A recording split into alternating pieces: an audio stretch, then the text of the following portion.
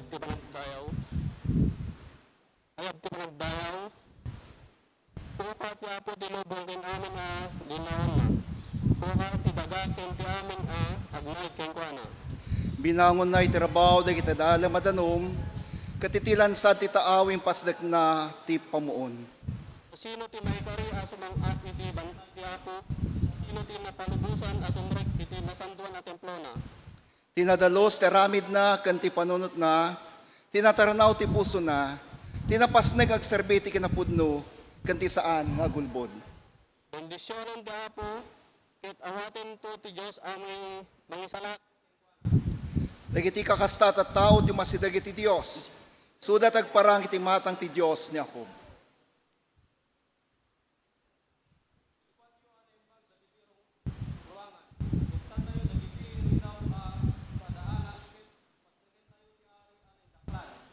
Siya sino da ito'y naidaklan nga ari, iso ti Apo ang nabilag ken napigsa, ti Apo ang maingal ti paggugubatan.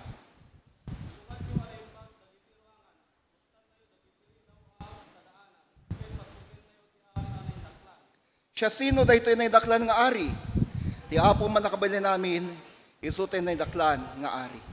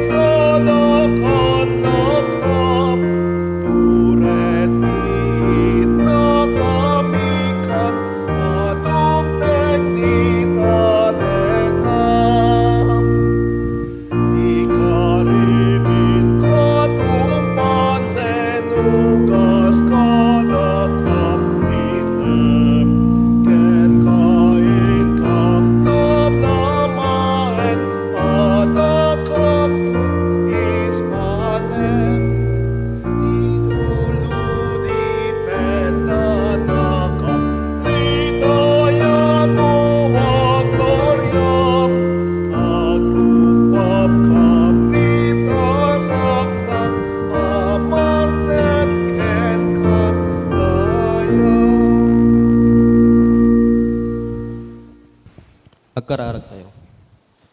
Manakabalin kay managayat nga apo mi, maminsan pa'y o Diyos, ket kayat mi nga yebkas, tidakila panagyaman iti daytoy nga oras. Tanabalinan mi manen, ti umay dito'y unik ti kararag mo. O Diyos, kidawik, ti nabilig nga Espiritu Santo nga isu ti may kakayadda ti natunggal may isa kada kami. O Holy Spirit, we invite your holy presence in this place. When o Diyos, sika pangitalkan mi iti na aramin mi iti daytoy nga kanito. Sika madaydayaw, may tanok ti naindaklan nga nagan mo. O api mi nga Diyos mo. Kidaw ken kararagmet apo iti anak mo, nga isuan pinilim nga mangipay ti mensahe ti biag. Sapay apo tan, dagitoy nga sasaom ket agbaling nga pigsa, dagiti pamati ket makatulong iti naldaw-aldaw nga aramid mi. When apo sika ngarod iti agtultuloy nga may daydayaw, pakawanen na kami iti basbason mi. Daytoy iti kararag ken dawat mi. Tinagan ni Apo mi nga Jesu Kristo. Amen.